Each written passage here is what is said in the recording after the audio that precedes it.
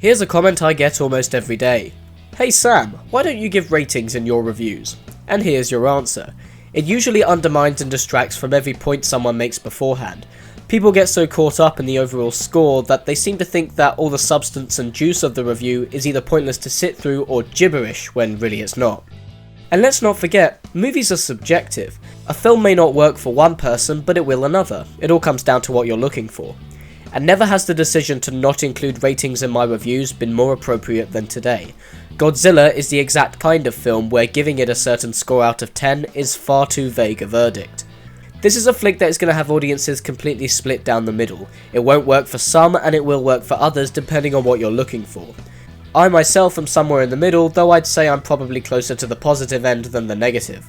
In 1999, scientists are called to evaluate an enormous skeleton and two egg-shaped pods in the Philippines. After realizing one of the pods has hatched, the Janjira nuclear power plant near Tokyo, Japan suffers an explosion and a radiation leak. Plant supervisor Joe Brody, played by Bryan Cranston, attempts to save his wife Sandra and her team, but they fail to escape the area in time and Joe is forced to close the doors on them. Fast forward to present day where his son, Ford, played by Aaron Taylor Johnson, is now an explosive disposal technician with a wife and son, but gets called to come to Japan when Joe, now a desperate broken man, trespasses in the quarantine zone of their old hometown, believing the government to be covering something up. Once they buddy up to find answers, they discover, well, things. I don't want to spoil this for you all. Now, just to clue you all in, I'm not a Godzilla fan. I do, however, have a respect for the franchise and how silly and charming it can be, and I love to cheer on the guys in rubber suits fighting each other, but I do have a somewhat limited knowledge of the movies overall. I don't feel there's a lot you can do with the concept unless you have the balls to really go for it. I had no strong feelings going into this as to whether it be good or bad, but this did look hopeful based on the trailers that were released. The reason this is going to have a really diverse response from critics and audiences is because different people look for different things in a Godzilla movie. Some come for the destruction, some come for the human characters, some for the effects, some for the monster fights, some for a good monster movie in itself, and some for Godzilla himself. Me, I'm in the camp that loves to watch the monster fights, but we'll get to that in a minute. The very first and best thing to come out of Godzilla is its director. Gareth Edwards made monsters, and say what you will about the script, but the angles and shots used as excuses to hide the low-budget CG creatures ended up making the scenes all the more interesting. And in a world of Transformers, Avengers, and Man of Steels, it truly is a wonder that it had the good sense to take a more traditional approach in its execution.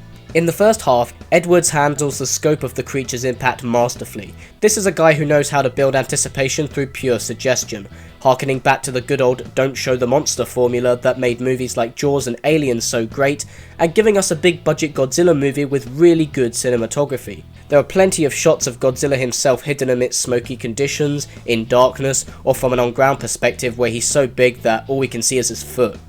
Because of the handling of the visuals, atmosphere and build-up, this is undoubtedly going to become an instant classic for monster movie fans. What seems to work from the start outside of that is that the characters we follow here are really intriguing and well realised, which is essential if you're going to focus more on them than the monsters themselves.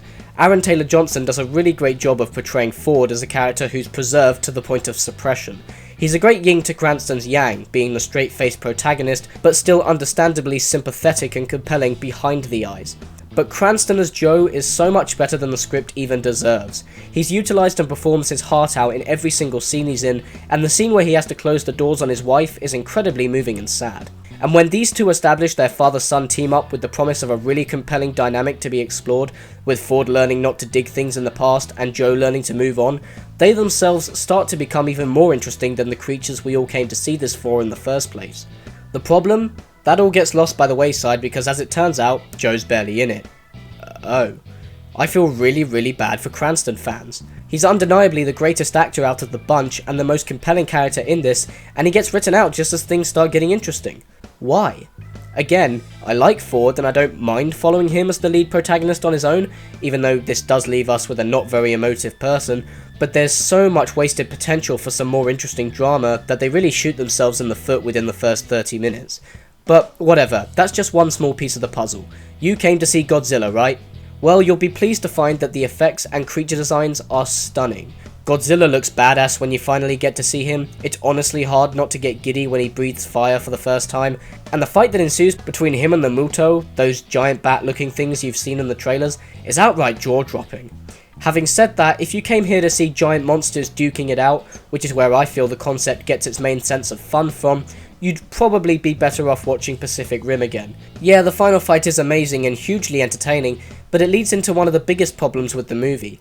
There's so much exposition, teasing and build up that no matter what they did in the final 15 minutes, it was never going to be enough.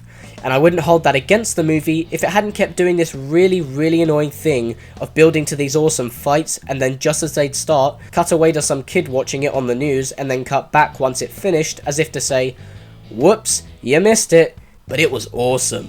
Come on, we get it already, enough with the teasing. It stops being clever and starts to become infuriating. It feels as if they had to cut the scenes for time or that they'd spent too much of the movie's budget already. And if they didn't, and it was instead a conscious decision in an attempt to immerse the audience through the eyes of the general public in the movie, there are still plenty of people who are actually there watching the fight, so it just comes off as an excuse to not show us too much too soon. And if you're gonna do that, why did you write them into the screenplay in the first place?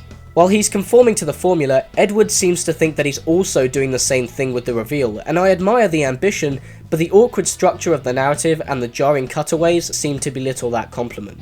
While the passionate filmmaking and respect for the source material is still clearly visible, with a lot of attention to detail, a great updated design, and a backstory which very much calls back to the idea of Godzilla being a result of nuclear destruction and in essence a force of nature, what it all lacks is a level of self-awareness. And this is the real problem with approaching the material in a serious tone that just has no place being here. Instead of really going for it in similar fashion to Pacific Rim and just saying, these monsters are around, they're tearing shit up, Godzilla has to fight them now. We're in a serious movieverse that just can't let that kind of information slip.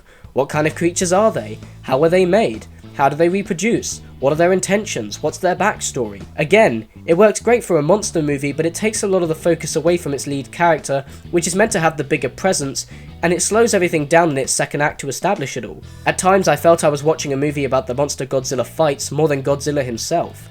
And you know what? Sadly, I really don't care about these other monsters. They don't do anything particularly amazing, their designs are pretty basic and generic, and they have nothing on Godzilla. So why are we boring ourselves here with all this information? But, I still admire the effort here. If it sounds like I can't reach a verdict easily, it's because there pretty much isn't just one. Too many cooks in the kitchen has left us with everything and nothing at the same time. A terrific monster and disaster movie which lacks a lot of fun. A compelling character study with some genuinely moving scenes which gets scrapped 30 minutes in for straight-faced exposition and reaction shots. An overall suspense-driven movie with frustrating amounts of teasing and a great fight for its climax. It's one step forward and then one step back again. And while I want to stress that I honestly do admire the passionate filmmaking at play here, this is Godzilla, and those big steps are pretty hard not to notice.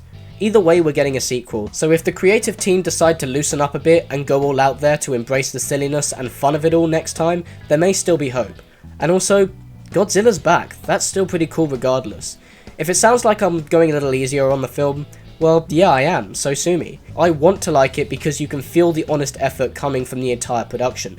They all wanted to make a good movie. Edwards is a big Godzilla fan. So yeah, I'm in between, and hey, it's still a good start for a series. Cheers for watching guys, and as always if you like this video, you can subscribe to my channel.